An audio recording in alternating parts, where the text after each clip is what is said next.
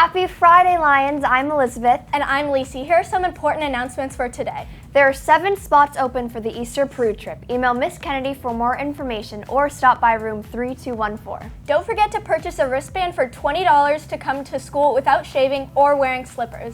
If you want to do both, you must purchase twice. Please bring your cash or Venmo to the front desk with Mrs. Noonan. Questions, contact Miss O'Berry. Club presidents, if you did not submit your photo and roster to Miss O'Berry, you must do so immediately. The final deadline for your submission is Monday by midnight.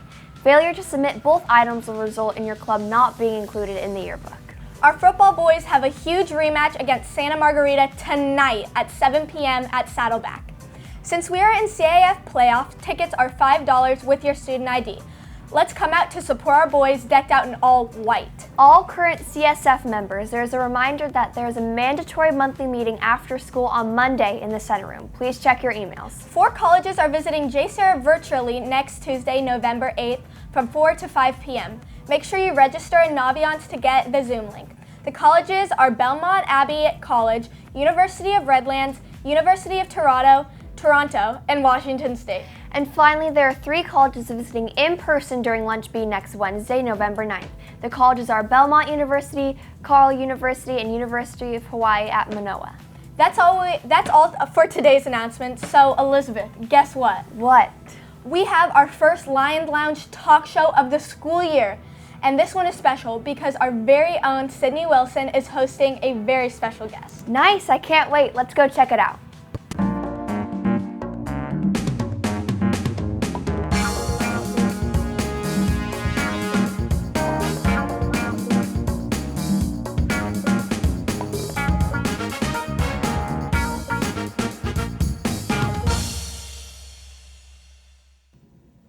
Hi JSerra, welcome to this edition of The Lion Lounge, and I'm Sydney Wilson. The Lion Lounge is a talk show produced by JSerra TV broadcast students where we invite interesting guests from the JSerra community. With me today is Olympic gold medalist Janet Evans. Not only is she a record-breaking swimming superstar, but she is also my mom. Hi Mom, welcome to our show. Hi Sid, it's great to be here, thank you. It's not every day that we get to sit down with a real TV studio and I get to interview you. Yeah, I know it's super exciting to be here and see what you do every day in class and meet all your co-students, so it's really fun. So thank you for having me, it's great. First off, fill our audience in on some of your accomplishments in the swimming world. Well, I was a swimmer, as you know. I swam my whole life. I started swimming when I was a little girl here in Southern California. I made my first Olympic team when I was 17 years old. And I was actually 16. I turned 17 right before the Olympics. I had just finished my junior year of high school. So I went to my first Olympics, which were in Seoul, South Korea. I swam the distance races, the 400, 800, and 1500 freestyle.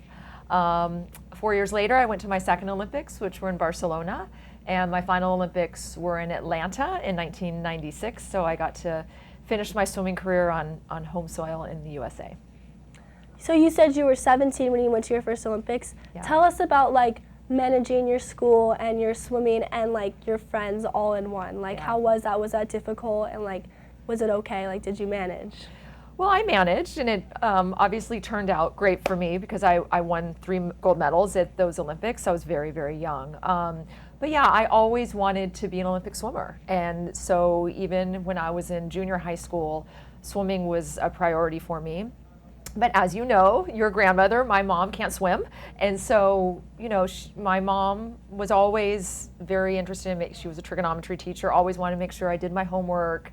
I also wanted to have a social life. So for me, swimming really became about balance and learning how to manage my time, learning how to manage my studies. But I think to my parents' credit, I never really changed a lot of my life for swimming. I still got to go to a public high school and be a normal kid. I went to all the school dances. I had a lot of friends. I had a boyfriend, right? So my life was pretty normal, but I also trained 6 hours a day. I would train every morning from 4:45 until 7, excuse me, and then I would go to school all day, and then I'd swim again from 2 to about 5:30 or 6, which I know you're familiar with because you swim too. But I was logging about 10 to 12 miles a day in the pool. But being as normal as I could was also very important to me. So it's kind of about balance and, getting everything done and trying to get your homework and studies done as well. I think one thing with athletes is, unlike a movie star or a singer, our careers end.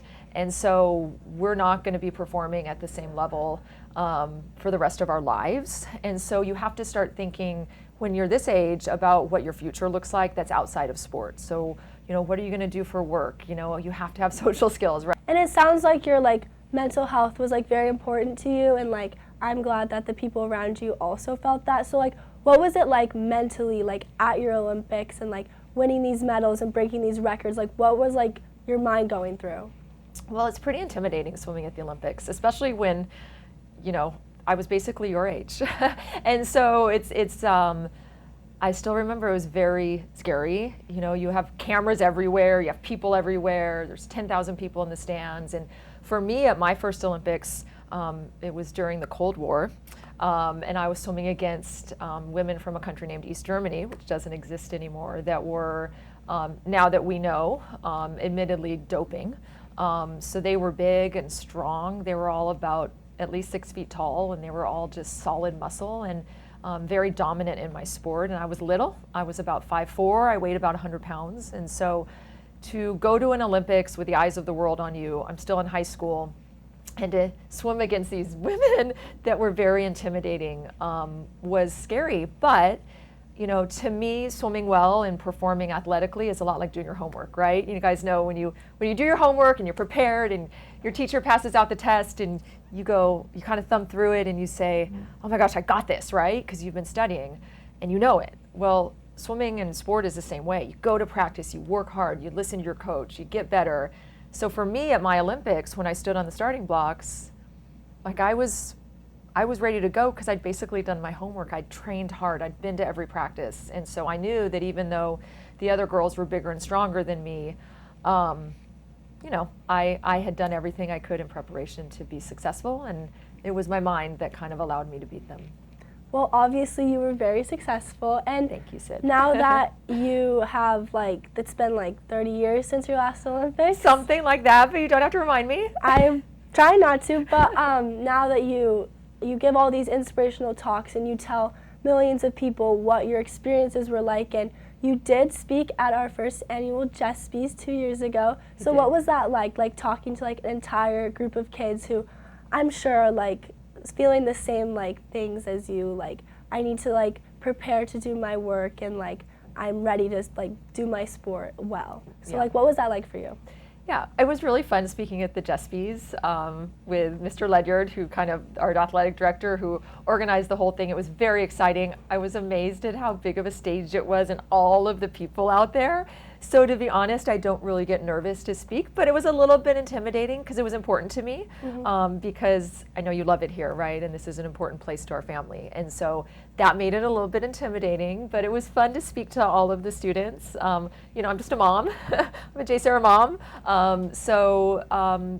To hopefully pass along the message to young people to work hard and believe in themselves is very important to me, because I think one of the biggest parts of being an Olympian and an Olympic champion is inspiring others, right? Because my medals sit in a safe at home, and unless you get out and talk to people about what makes you successful and try to inspire them, there's no point. So the biggest job that I have with being an Olympic champion is sharing that with others. And so it was a real honor to do that on behalf of JSerra. So in this point in your career, what are you using your talents for now? So I actually work for the LA 28 Olympic and Paralympic Organizing Committee, because most of us know that the Olympics are coming back to Southern California in 2028, which is very exciting. So my job is to make sure the athlete experience is great, what the Olympic Village looks like, what the food tastes like, what the beds are like, what every single venue is like for all of the athletes, not just the swimmers. And so in July of 2028, the Olympics will be here. In August of 28, the Paralympics will be here, which are incredible sporting, competitions, of course, but it's going to be amazing. You think of all the venues we have here in Southern California, SoFi for opening ceremonies, the Coliseum for track and field, and so we'll all get to go watch the Olympics here in 2028, just like young people did like me in 1984. So it's very exciting, and I think we all here in the Southland have a lot to look forward to with the Olympics coming back. Definitely. That's very exciting. And I heard you have something to show us. I do. I brought one of my medals from 30 years ago. This is one of my gold medals. I think it was the first medal I won. So here it is. It's from Seoul, South Korea. So you guys know a gold medal is actually a silver medal dipped in gold. So if you look at this very closely, the gold's starting to come off because it's been touched and held. And then the front of every Olympic summer medal is Nike, who is not a tennis shoe. She's the goddess of victory. And in every Olympic medal from 1896 until 2000, she was sitting down, which according to Greek mythology is incorrect. She is always supposed to be standing up. So when Athens hosted the Olympics in 2004, Nike is now standing up on an Olympic medal. But my Nikes are sitting down. So that's it. Thank you so much for coming today. It was really fun to share your story with my JSerra classmates and the JSerra community. You're welcome, Sid. That's all we have for you today, JSerra. Thanks for watching this edition of The Lion Lounge. Have a great day.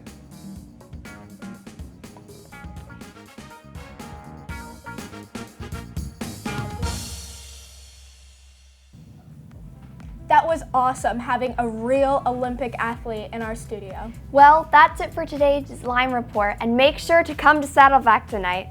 Have a great weekend, Lions, and Merry Christmas!